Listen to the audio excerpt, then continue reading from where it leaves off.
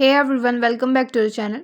Now, if you have tried searching for Instagram in Mac App Store, you have probably noticed there's no official Instagram app. You will see another random apps, not the real one. Don't worry. In today's video, I'll show you quick and easy trick to get Instagram running on your Mac. First, open Safari on your Mac. In the search bar, type instagram.com. This is Instagram's official website. Go up to the top bar menu and click File. From the drop down, select Add to Dock. A little window will pop up. Here, give it a shortcut name. I'll just leave it as Instagram. At the bottom, you will see website link.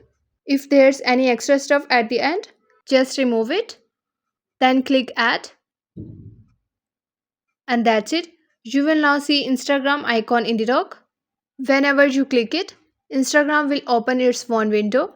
Now you just log in with your account and you are ready to go.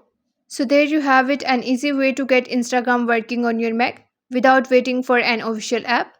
If you found this video helpful, don't forget to like, share and subscribe to the channel for more quick tutorial and Mac tips. Thanks for watching and I'll see you in the next one.